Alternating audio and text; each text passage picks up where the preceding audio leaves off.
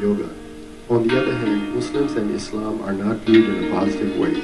Muslims pray 5 times a day, and this prayer is very similar to yoga. Hopefully very soon, just like yoga, Muslims and Islam will also be viewed in a positive way. Let's take a look at Islam and yoga and their similarities. Wrongly stereotyped in the media often as terrorists, Muslims and people from the Middle East are demonized to prove that they are not human beings just like the rest of us. Journalists on TV immediately blamed Muslims for the Oklahoma bombing.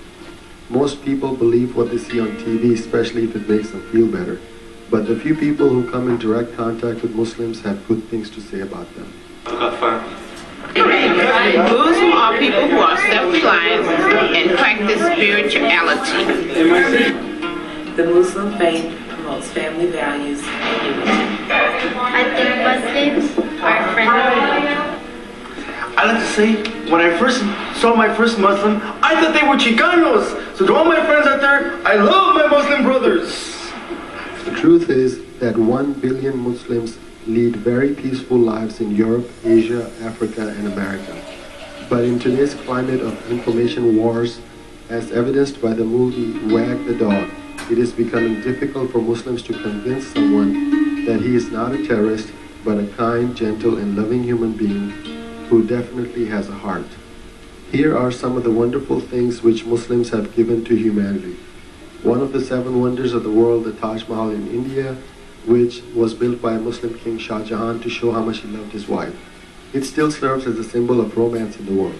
The cartoon movie Aladdin is actually an old Arabic story from the Middle East based on a Muslim boy named Aladdin.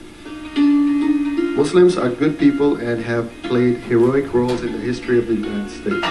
For example, boxing champ Muhammad Ali, basketball star Kareem Abdul-Jabbar, and civil rights leader Malcolm X. Unfortunately, the media doesn't mention the vast number of things Muslims have in common with other good people like Christians. For example, just like Jews and Christians, Muslims also believe in one God and the 10 Commandments. The Middle East gets a bad rap in the media, although it has produced some of the greatest prophets in the world, including Moses, Muhammad, Abraham, and Jesus. Muslims practice the religion of Islam, which is based on 5 fundamental pillars. Number 1, Muslims have believed that there is only one God and Muhammad is a prophet. The holy book Quran was revealed to Prophet Muhammad 1400 years ago. Number 2, Muslims worship and pray to God 5 times a day. Thirdly, Muslims donate 2.5% of their assets and earnings to charity. Number 4, each year during the lunar month of Ramadan, Muslims exercise self-restraint by fasting every day from sunrise to sunset. And 5th, they go for a pilgrimage to the Holy Land of Mecca in Saudi Arabia.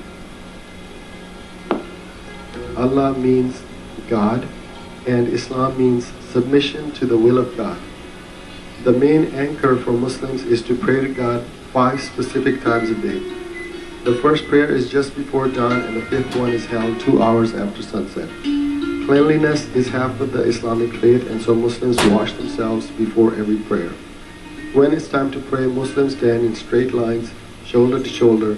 This promotes unity and equality. They face toward the direction of Mecca, which is the most sacred place on earth. During the prayer, Muslims ask God to guide them on an honorable and righteous path.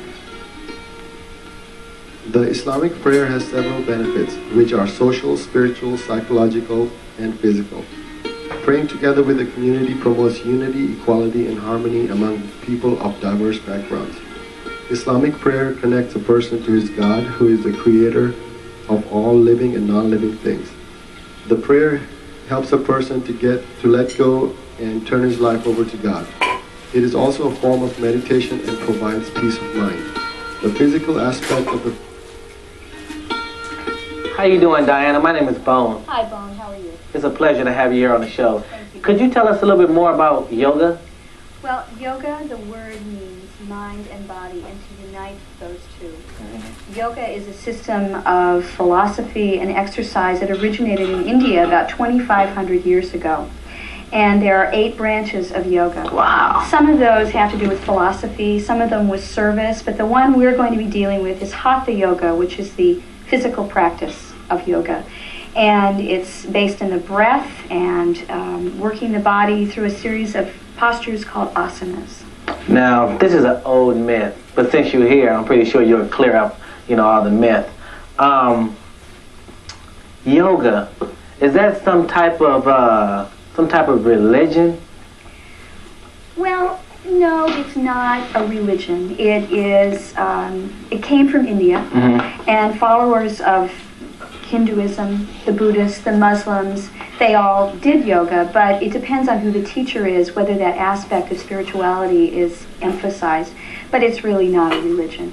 Okay, so I know you're a teacher, so you're not connected with some type of religion with the yoga? No? No.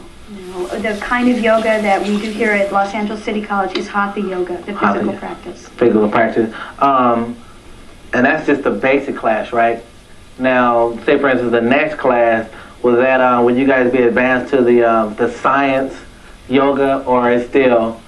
I think when students decide they want to pursue more of the ancient philosophy or the sutras, they would go on and do that investigation. Wow, okay.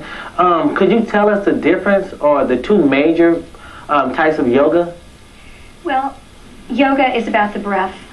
And being aware of who you are, where you are, what's going on with your body. And the postures are sort of secondary. Anybody who can breathe can do yoga. And interestingly enough, people who are paralyzed can do yoga because they can breathe. The postures are a series of flow positions put together that you perform, and hopefully through doing those things you do feel better afterwards. Could you demonstrate the yoga for us, please? What I'm going to demonstrate is... Although it has produced some of the greatest prophets in the world, including Moses,